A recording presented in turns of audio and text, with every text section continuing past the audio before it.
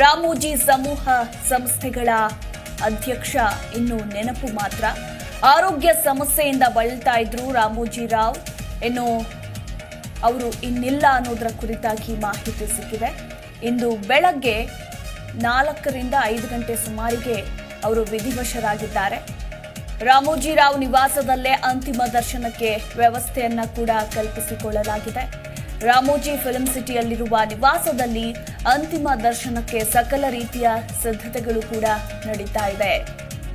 ಮಾಧ್ಯಮ ರಂಗದ ಭೀಷ್ಮ ಎಂದೇ ಖ್ಯಾತರಾಗಿದ್ದ ರಾಮೋಜಿ ಗ್ರೂಪ್ಸ್ ಸಂಸ್ಥಾಪಕ ರಾಮೋಜಿ ರಾವ್ ಅವರು ಇಹಲೋಕ ತ್ಯಜಿಸಿದ್ದಾರೆ.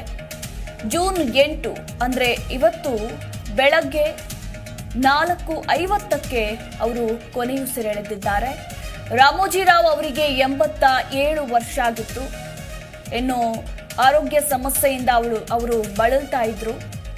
ಹೀಗಾಗಿ ಇಂದು ಬೆಳಗ್ಗೆ 4:50ರ ಸುಮಾರಿಗೆ ಕೊನೆಯುಸಿರೆಳೆದಿದ್ದಾರೆ. ಮಾಧ್ಯಮ ರಂಗದ ಭೀಷ್ಮ ಎಂದೇ ಖ್ಯಾತರಾಗಿದ್ದ ರಾಮೋಜಿ ಗ್ರೂಪ್ಸ್ ಸಂಸ್ಥಾಪಕ ಇನ್ನು ಕೇವಲ ನೆನಪು ಮಾತ್ರ.